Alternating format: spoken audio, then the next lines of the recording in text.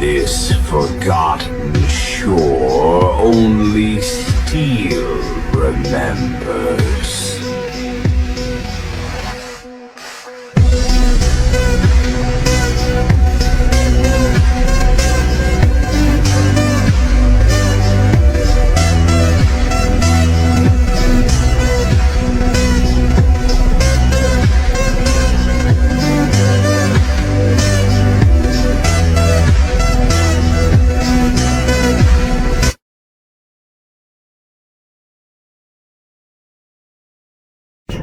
I'm around bad, this is all that sound like it's my niche.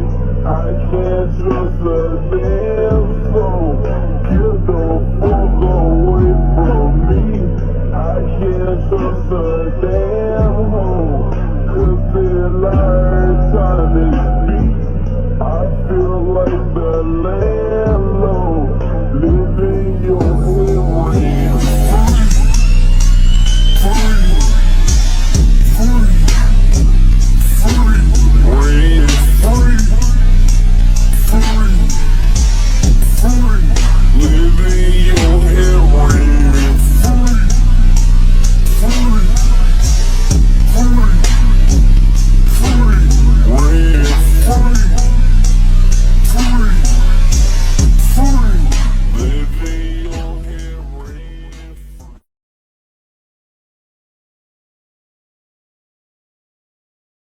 The moment Sonny touched the echo, new runes appeared before him. Transform echo into a shadow. Once again, doubt filled his mind. What if the transformation weakened the stone saint? What if he destroyed the very power he had gained? But after a moment of hesitation, Sonny made his choice. An imperceptible change happened to the soul sea, as though a gust of wind suddenly appeared out of nowhere. Sonny saw two dark beams descending from the depths of the shadow core. One of them fell on the echo, while the other landed on one of the silent shadows that stood motionlessly behind his back, as though connecting them together. Bathed in the dark light, the shadow of the dead stone saint slowly dissolved into it, and then the echo began to change. The spell answered. You have created a shadow monster, Stone Saint.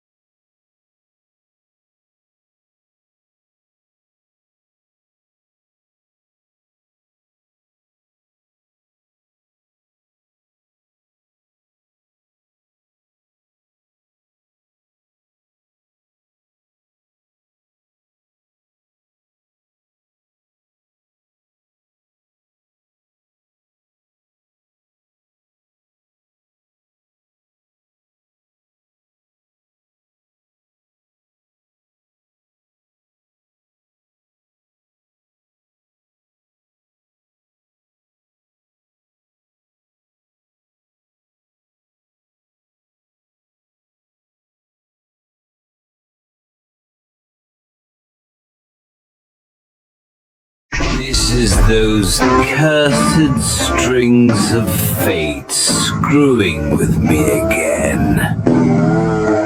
What are the odds of meeting a person whose flaw is almost the exact opposite of mine? And why is he so goddamn stunning? Is that supposed to be the opposite of how I look? Huh? Huh?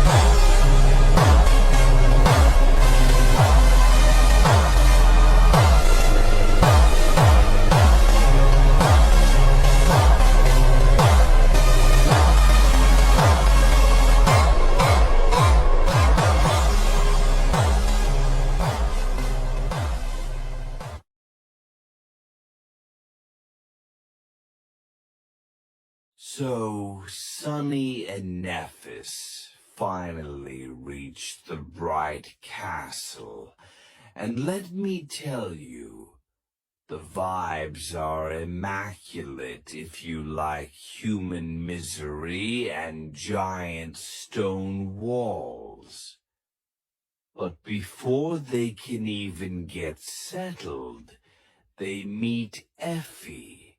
She's a tall, spear-wielding centurion who looks like she could bench press a nightmare creature for fun. Effie gives them the tour and explains the local economy. In the Bright Castle, you don't pay with money. You pay with soul shards. And the guy collecting them? That's Gunlog, the Golden King. Imagine the IRS, but instead of taking your paycheck, they take the shards you risked your life for just so you don't starve in a gutter. Gunlaug is out here wearing literal gold armor while everyone else is eating scraps.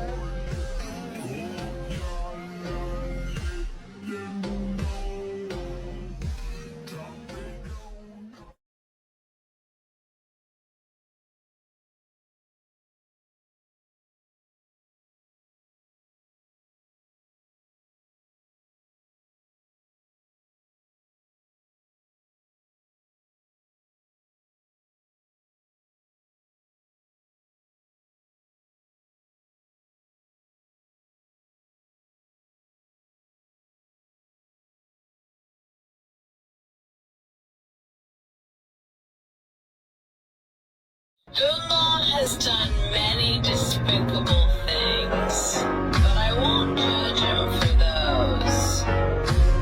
Who knows if any of us would have done any better? Keeping 1,000 hopeless people alive in this hell is the kind of task that can turn a saint into a demon.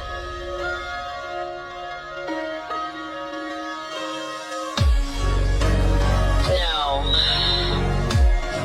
There is only one crime he committed that I can never forgive. It's that he gave up.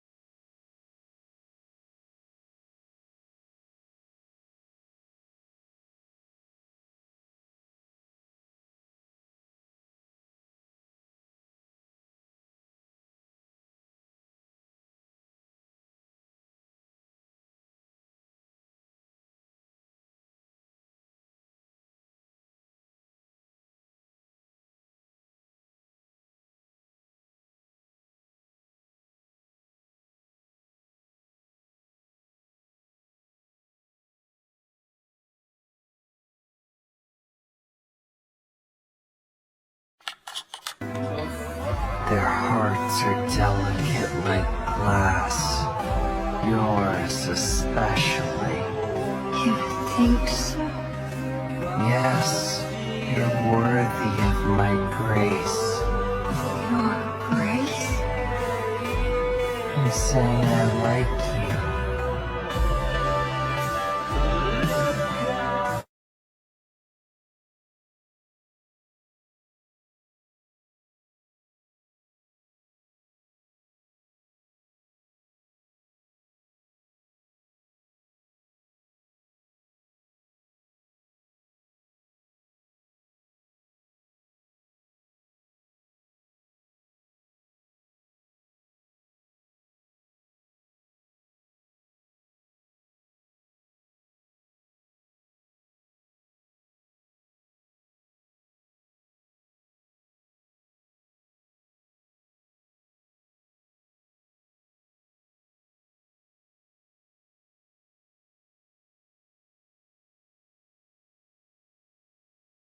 Have I ever told you about my sister? Nephis blinked. No. Why bring this up all of the sudden? He smiled wistfully. I just was reminded of her recently, so I thought I'd share. You see, our parents died when we were little. She got adopted, but I ended up on the streets. Life wasn't really sweet for me. In fact, it was nothing but unsavory and bitter. So, young as I was, I simply imagined that it was the same for her. That's why I got obsessed with the idea of finding her. You see, there was this detective who sometimes hired us nobodies to gather information for him. So I gave all my money to that guy and told him to find my sister. And you know what? He did. You see, despite my lofty ideas of being her savior, I couldn't even really remember what she looked like. There was this girl, around 12 years old, wearing a tidy school uniform. She was walking in the same direction as me. I only realized that it was her after she entered the house from the address. The house was situated in a really nice district. I observed her family for a while. She had parents who loved her and treated her well. She had real food and enough of it to never go hungry. They were all smiling, laughing, and having a great time together. Neff looked at him and asked, So, what did you do? I did the only selfless thing that I have ever done. I turned around and went away. Do you know why? Because even a cretin like me was able to realize that the person he wanted to save didn't need his saving.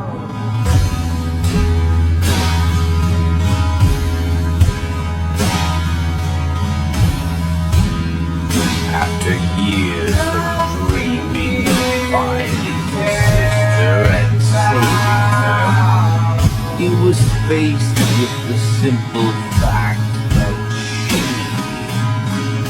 she never really needed him.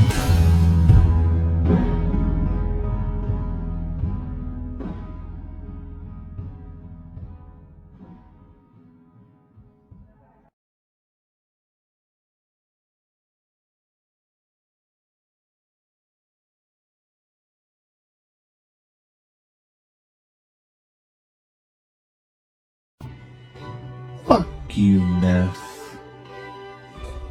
What? I said, go fuck yourself with that bullshit, Saint Nephis. You might have fooled everyone else, but I know you. I know you better than anyone else. So I don't buy your whole savior act, even for a second. Help people? Please. What are you gonna help them with? Help them turn into corpses? You and I both know how this ends. Cassie already told us. Fire and rivers of blood. Is that what you're planning? Fine. You got me. What? Was I supposed to deny it? Why should I? You're the one who's obsessed with lies, Sonny, not me. Actually, I have to thank you.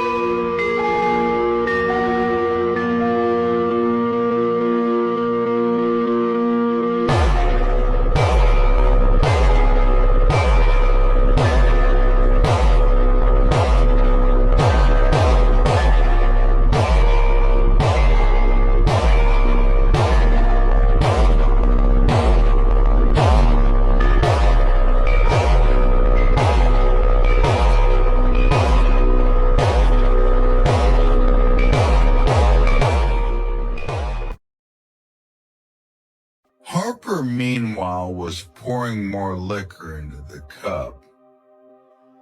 By the way, I always wanted to ask, do you know how Lady Nephis received her true name? Sonny replied, probably the same way I did. Harper seemed to believe him. However, his next words sent Sonny into a cold embrace of horror. The gaunt young man grinned and said jokingly, Oh, of course, Lord Sunless. What is your true name, then? Lost from light, I am. Lost from light. Okay.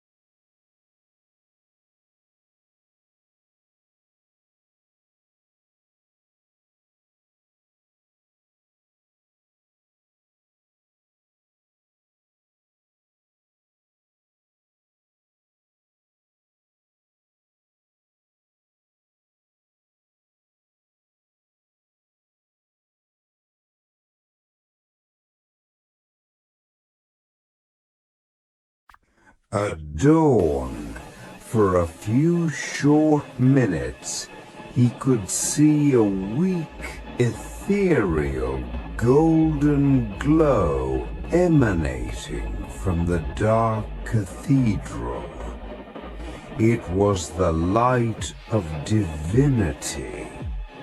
He entered and froze for a second, awed by its grandeur. That second was all it took for the Black Knight to skewer him on his sword. In the end, it were the reflexes that Sonny had engraved into his muscles and bones that saved his life, even if only by a hair's breadth. Because of his quick reaction, the massive greatsword of the evil creature did not cut him in two. Instead, it simply disemboweled him. Feeling a blinding pain pierce his abdomen, Sonny staggered and looked down, only to see a river of blood flowing from his stomach, which was cut wide open.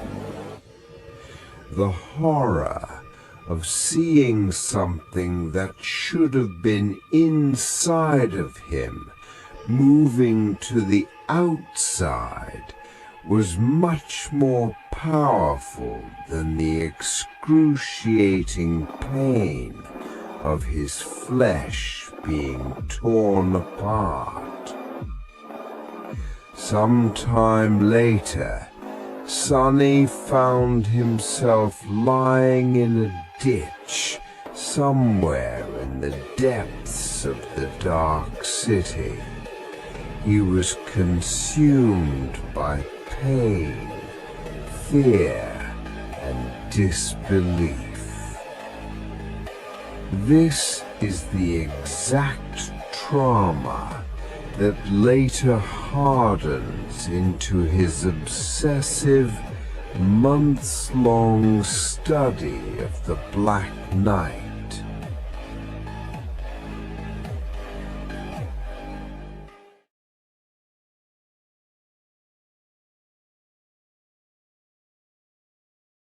Part in the Forgotten Shores when the entire cohort has to basically abandon the Dark Castle to go and try to become stronger so they can come back and take down Gunlog and his crew. And that's their journey into the Hollow Mountains.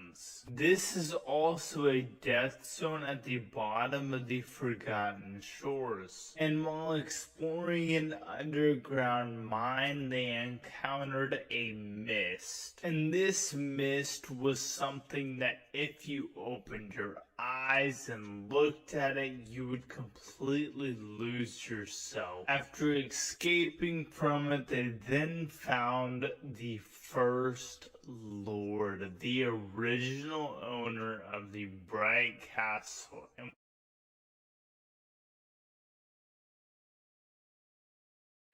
After crossing the deadly blind maze, a place no living thing could look upon and survive, the cohort emerges onto the shore of an underground river. There they find him, a human skeleton. This is the first lord of the Bright Castle, the man who carved a home out of monster-infested ruins, the man who led an expedition to find a way out of this cursed place and never returned. Resting on his skull like a humble crown is a thin strip of light metal set with a single bright gemstone. The cohort gathers in silence, and then, gently, Nephis steps forward. She reaches out and lifts the crown from the First Lord's skull. A moment later, the band breaks into countless sparks of light and disappears, absorbed into her soul core. Nephis lowers her gaze. Thank you.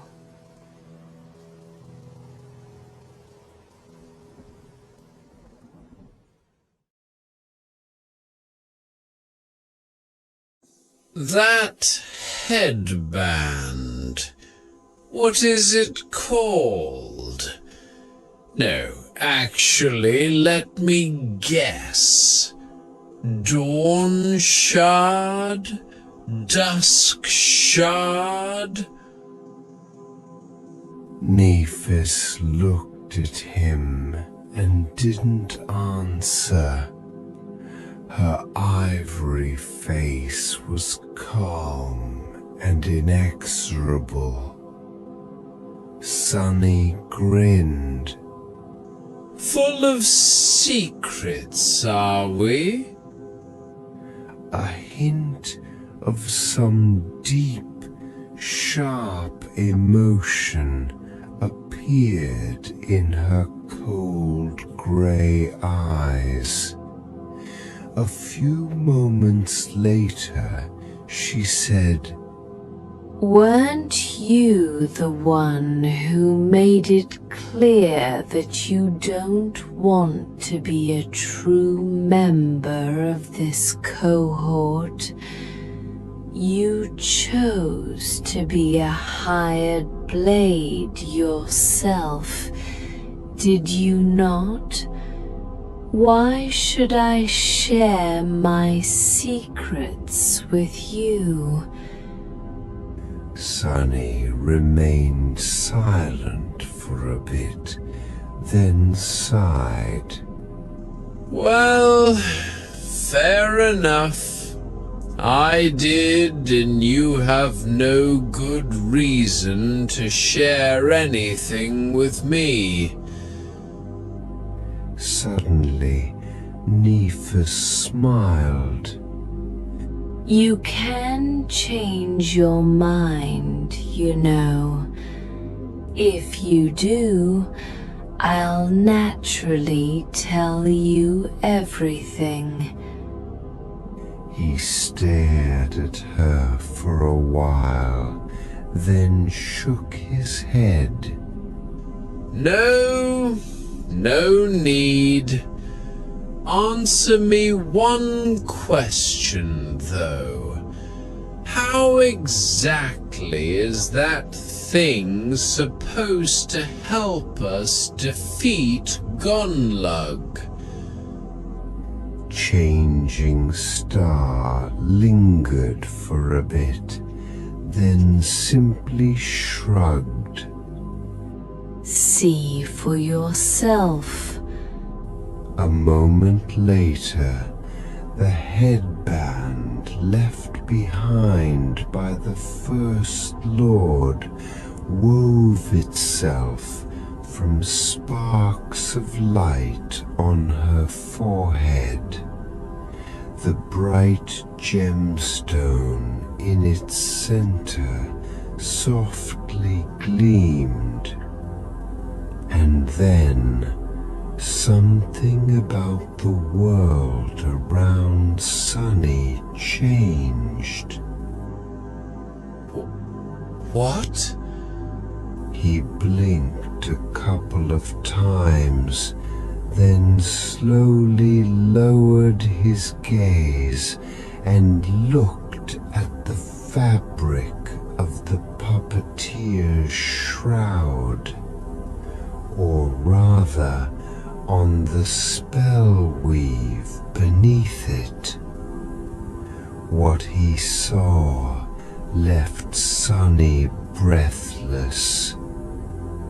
Not knowing that Sunny had the ability to peer into the inner weave of memories, Nephis explained. The Dawn Shard possesses a single, but also singularly powerful enchantment. It empowers all memories around it. The area of effect of the enchantment is very large, but the enhancement it provides is ever larger.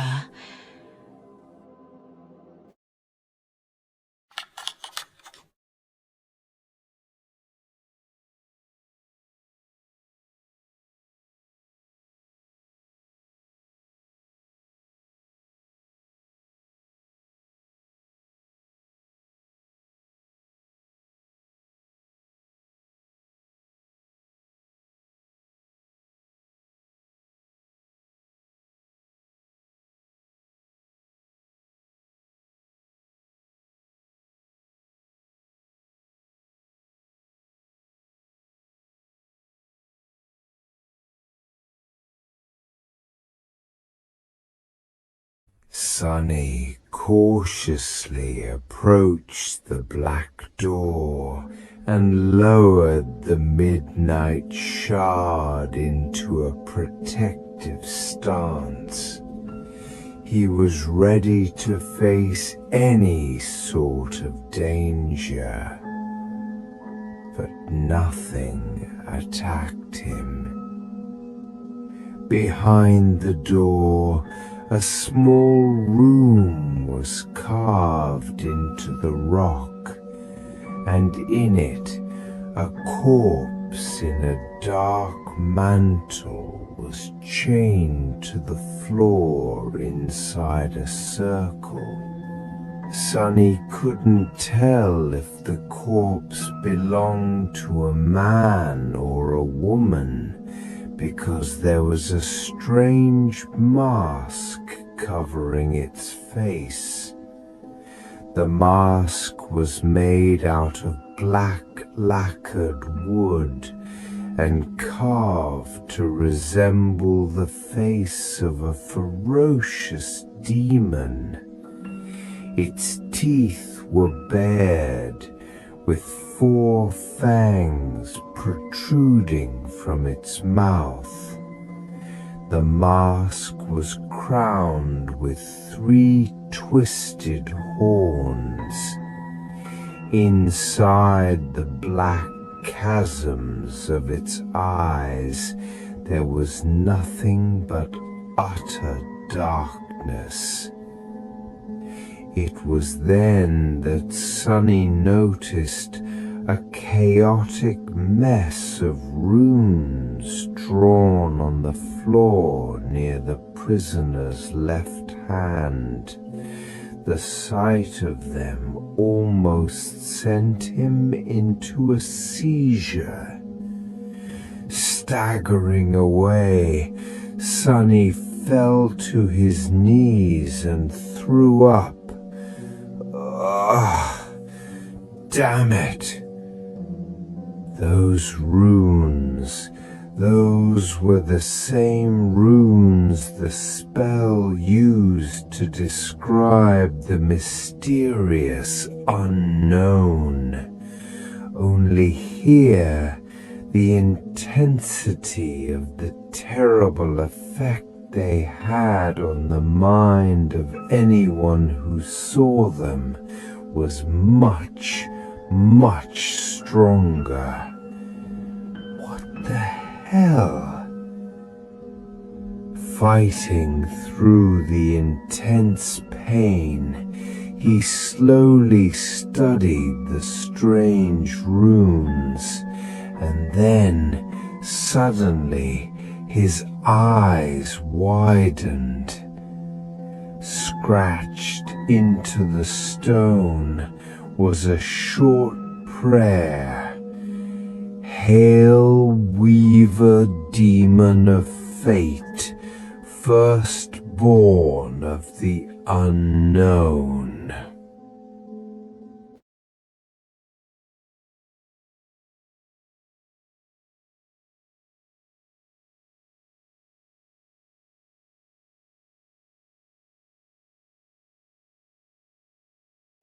Sonny looked at the black mask and the darkness hiding in its eyes. How strange. Sonny waited for a few moments, then picked up the mask and brought it to his face to take a closer look at it. But just a moment after his fingers touched the sleek surface of the polished wood, the mask suddenly disintegrated into a swarm of countless white sparks. Acting like water, the stream of light flowed toward Sonny's chest and entered into his body, disappearing into the dark depths of his shadow core.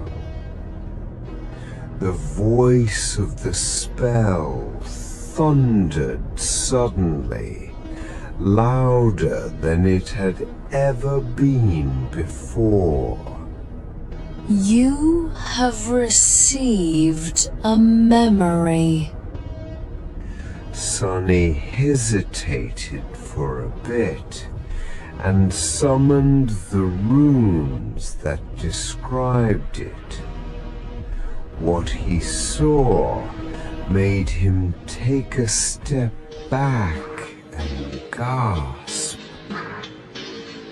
Memory, Weaver's Mask, memory rank divine, memory tier 7. Sonny had to look away for a moment to take a breath. Divine memory of the 7th tier. Holy hell!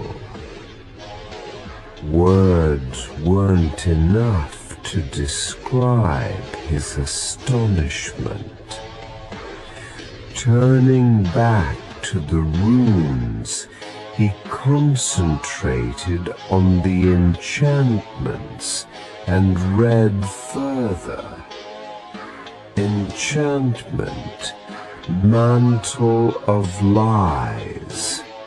Enchantment description hides the identity of its master. The second enchantment was blank, as though it wasn't meant to be seen, as if the spell itself didn't want Sonny to know. Its description was also empty. Most of the spell weave of the Weaver's Mask, however, was dedicated to the third enchantment, one that was called a simple trick. Curious, he glanced at the description and froze, his eyes opened wide. The runes gleaming in the air read, Enchantment, Simple Trick. Enchantment description reverses the effect of one's flaw.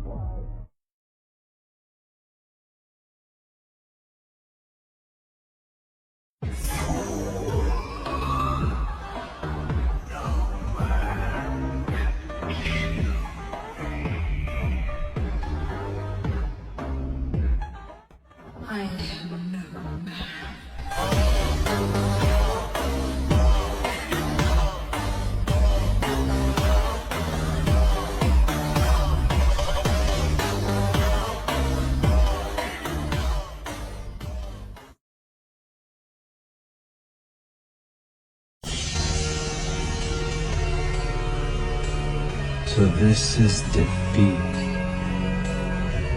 People seem to think I didn't try. But I did.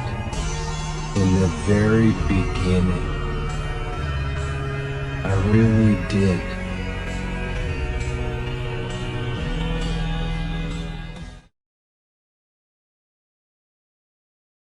Changing Star hesitated for a moment and then said, "Rest easy now.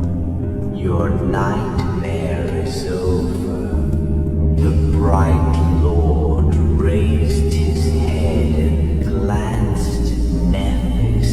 In the end, he just whispered a few almost inaudible words. "I tried. In the beginning, I really did."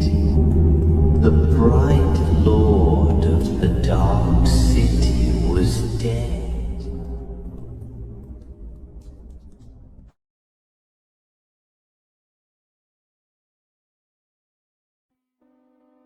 To tell you the truth, Harris, I have killed many monsters. Some of them were nightmare creatures and some were men. I killed a person or two as well. But I have never done it out of malice. I've never enjoyed it too much. He paused and then spat, his voice shaking. But I will enjoy killing you. You embody everything that I despise. You sicken me.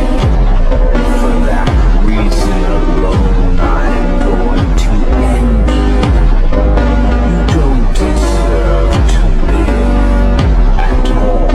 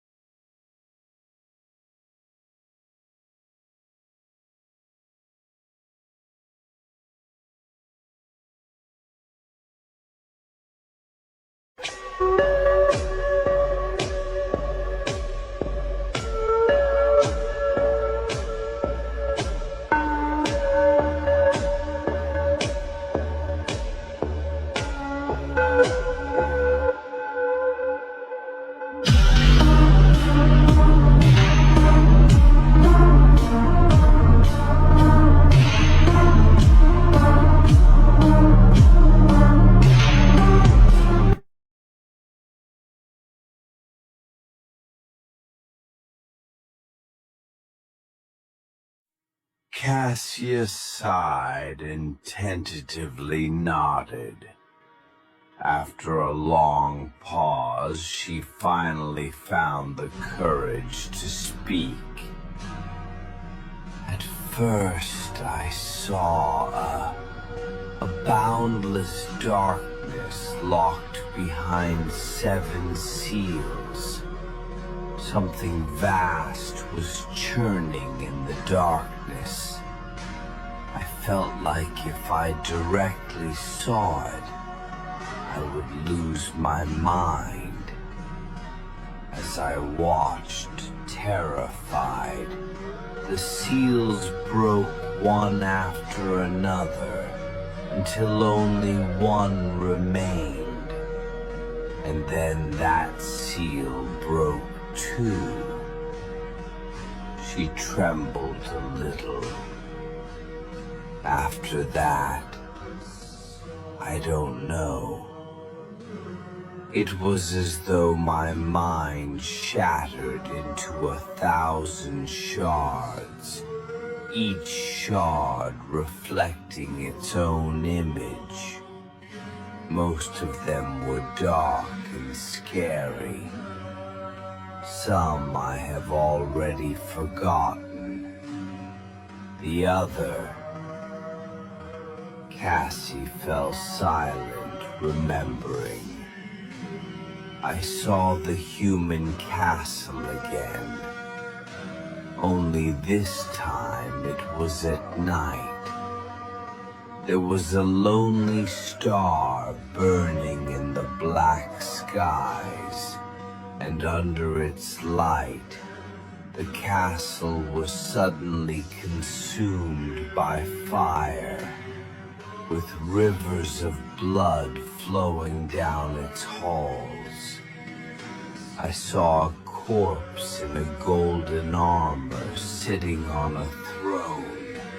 A woman with a bronze spear drowning in a tide of monsters. An archer trying to pierce the falling sky with his arrows. Finally, she looked up, her face full of horror. In the end, I saw a colossal, terrifying crimson spire. At its base, 7 severed heads were guarding 7 locks, and at the top, a dying angel was being consumed by hungry shadows. When I saw the angel bleed, I suddenly felt as though something so precious that it can't be described with words was taken from me. Her voice became quieter. Then I felt so much sorrow, pain, and rage that what little remained of my sanity seemed to disappear. That was when I woke up, I think.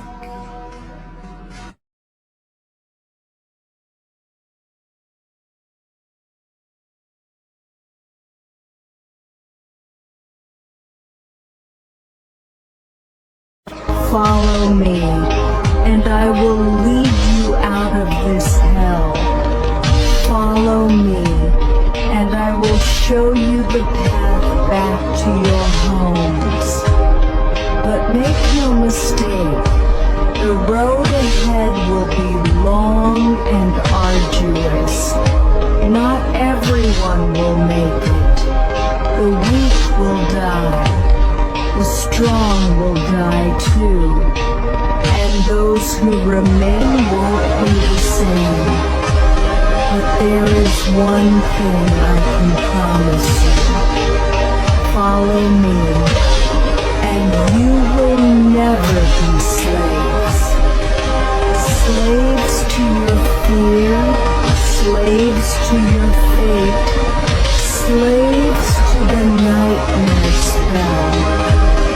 Come with me, and whether you live or die, you will do so, humans, not cowering beasts.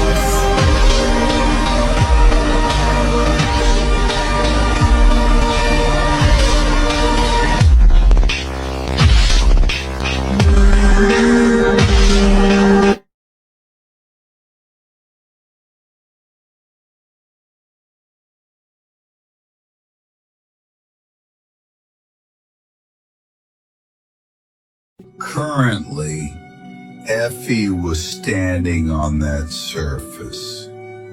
Several hundred people were standing beside her, staring at the approaching wave of nightmare creatures with horror and shock. All of them knew what was going to happen once they reached the spire. But even then, The sight of it was terrifying. She was at the center of the front row of these frightened people, supposedly in command of them.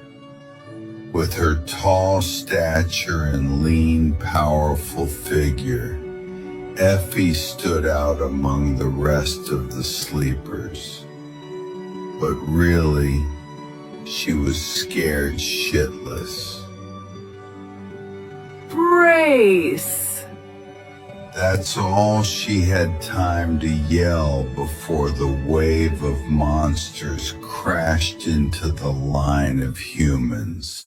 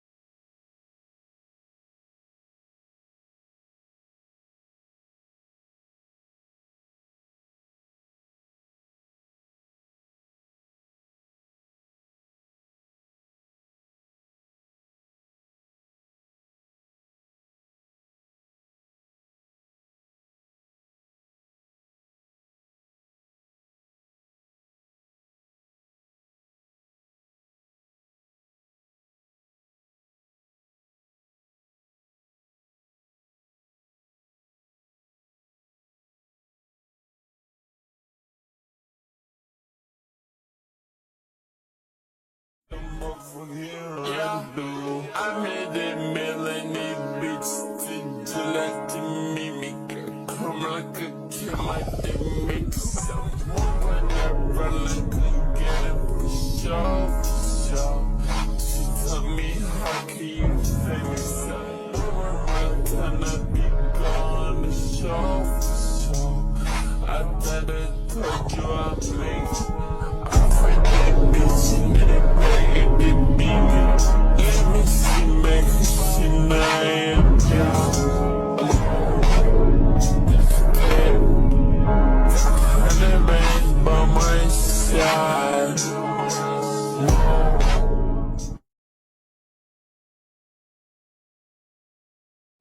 Come on, we're almost there. The remains of the Dreamer army cut through the mass of golems and escaped it, running with all the speed they could manage. The crowd of young men and women approached the gateway and froze, stunned by the sight of it. Now that they saw it as a real thing, many did not know how to react. Well, Sunny was there to make the process easier. What are you staring at, idiots? Pick up your jaws and move. Battle formation. Protect the rear. Wounded and non-combatants go first. Everyone else holds off the damn golems and then follows. One at a time, bastards.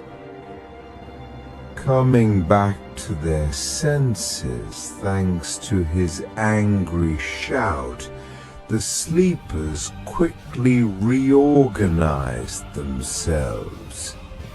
Those who could still fight faced away from the gateway and formed a defensive line, protecting the wounded with their bodies. Those who couldn't helped the people in the worst condition enter the iron ring. Sunny watched as the first human was placed in the center of the gateway. Sunny lingered at the edge of the dais, watching the crowd of humans.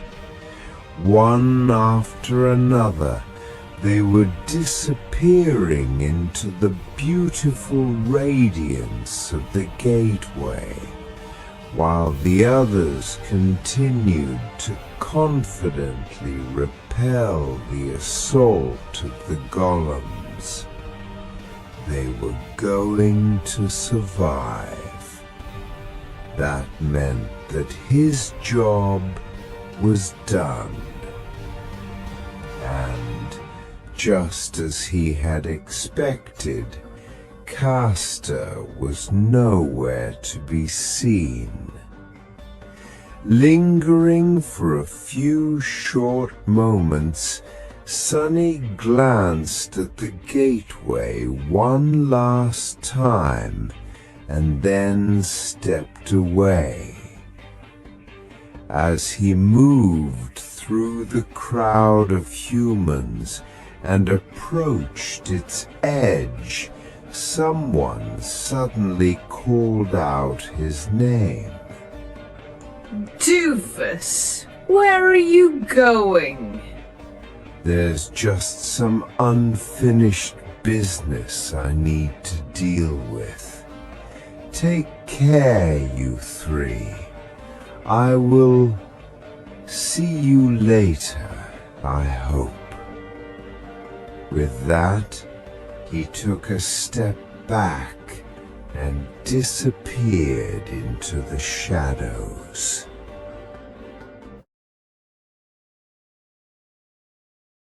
I am so tired of you and your insolence.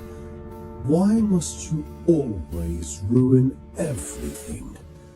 Why can't you just know your place? Stay out of this if you value your life. This is the last chance I am going to give you. Know my place? What is my place? In your eyes? Huh, Castor? Out of the sight of those better than you, with the rest of the mongrels. What else? Not exactly what I expected to hear. Never mind. Before we do this, though, can I ask you one question? Sure. Go ahead. Why do you want to kill Nephis? What is so important that you are even willing to risk your life?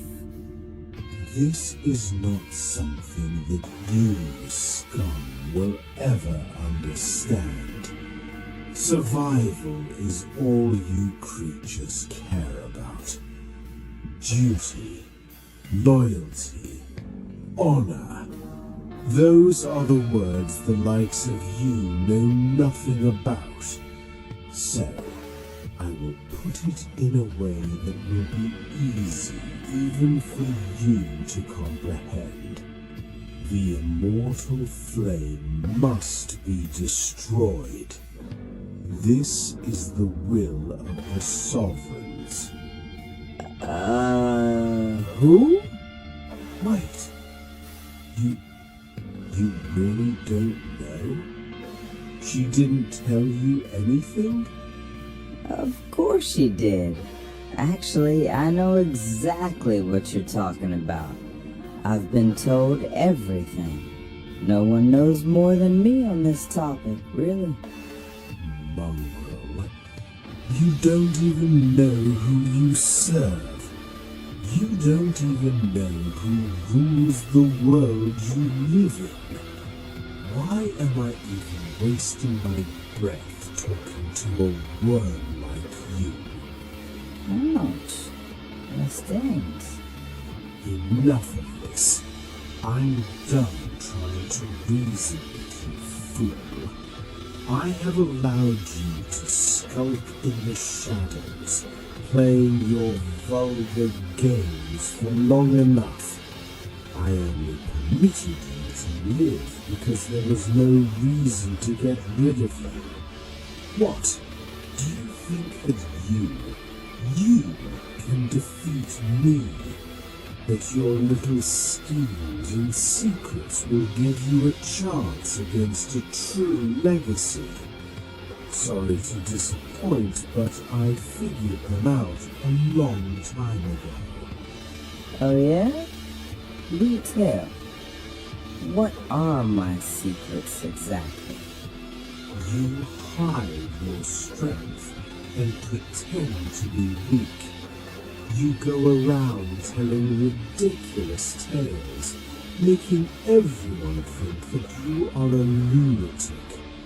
At first, I thought that you had lost your mind too, but once I started paying attention, it was so obvious. The constant misdirections, the obnoxious bragging that no sane person would ever believe, the crazy act. This is your flaw, isn't it? You are compelled to lie against your will.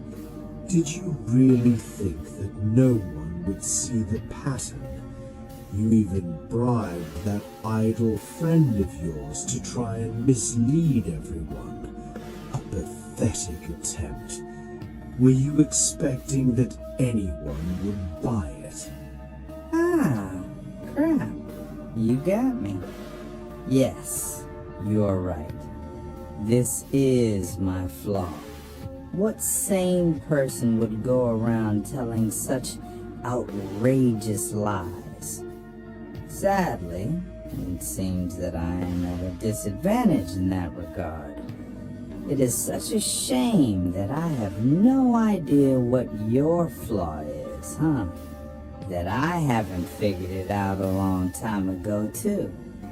It is so sad that I don't know that your powerful, incredible, amazing aspect ability shortens your lifespan every time you use it, and that you reverse its effect on your body with a charm memory in the shape of a sandglass.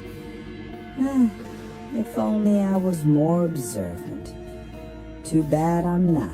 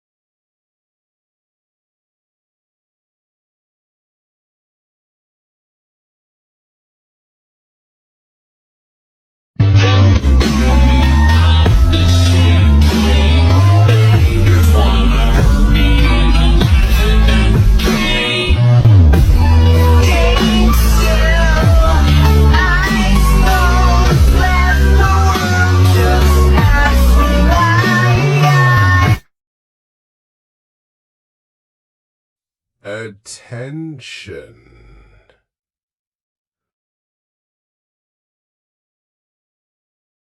All of you are about to witness an event that forever changed one person's fate.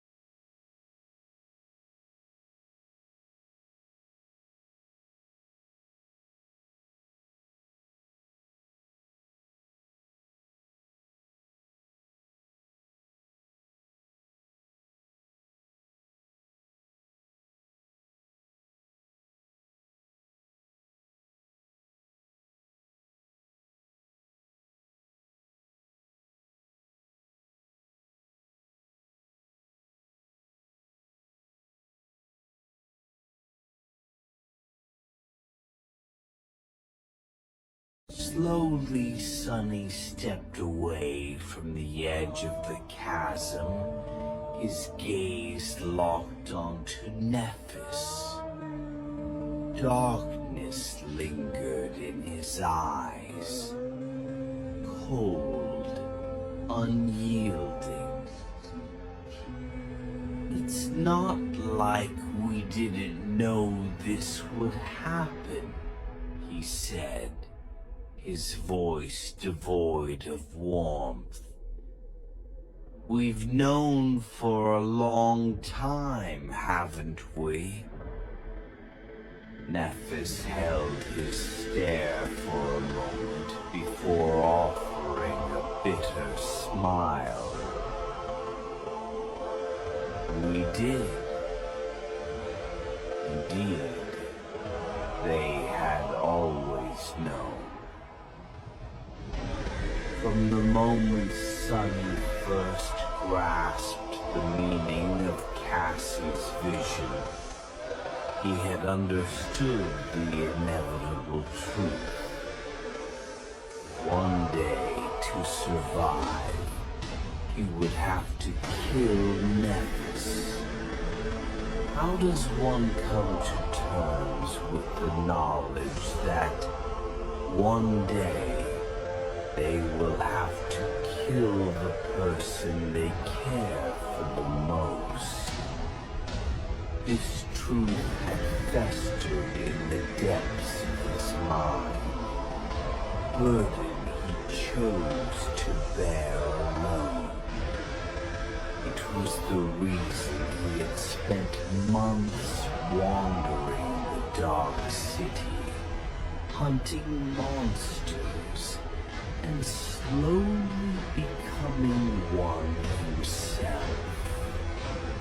The weight of his fate was unbearable, yet there was no escaping it. The end had always been written.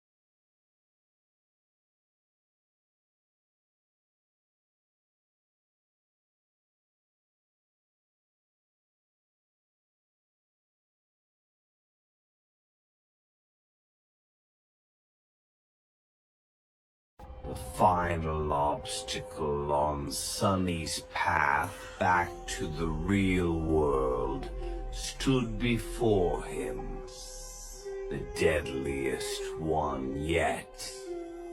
He had battled countless terrifying creatures in the cursed hell of the Forgotten Shore, but none were as formidable or as dangerous as Changing Star.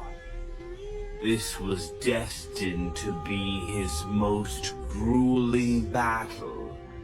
To emerge victorious, he needed absolute clarity, unwavering focus. There was no room for emotion, no space for distractions, no doubt, no fear, no regret, no compassion, only determination, only resolve, only the ruthless will to survive. Instead of answering, Sonny summoned the Midnight Shard and raised it, assuming a battle stance. Opposite of him, Nephis did the same, her silver sword weaving itself from blinding light. As the ancient gargantuan tower quaked around them, balancing on the edge of collapse, lost from light and Changing Star prepared to cross their blades.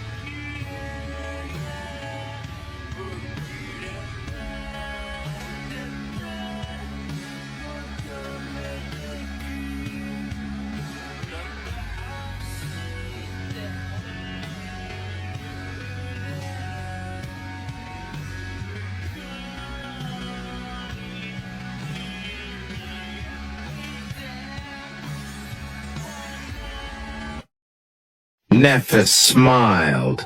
What about me?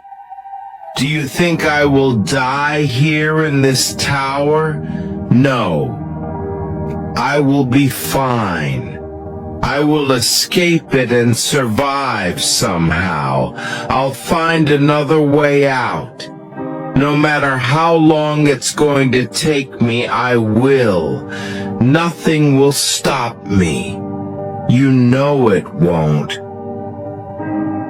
He stared at her for a while, then glanced at the shimmering gateway.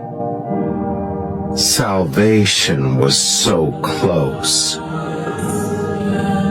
You want to travel around the dream realm battling nightmare creatures? Fine. Let's do it together. We can try to go through the hollow mountains and reach the human citadels on the other side. The two of us will have a better chance to survive. The two of us together. It's better than being alone. Right? She hesitated for a long time, then closed her eyes and slowly shook her head. When she spoke, her voice was wistful and tired. No, I can't. I can't let you stay, Sonny. Go. Go and meet your sister. There's something waiting for you in the real world, at least. All that's waiting for me is emptiness, bloodshed, and graves. So go while you can. No. Nephis opened her eyes and looked at him, a sense of sorrow appearing on her face. Leave me, Sonny. Please. Go. He shook his head stubbornly. I don't want to. Changing Star was silent for a moment, looking at him with a pained expression. And then she said, making his world crumble, Go. Lost from light.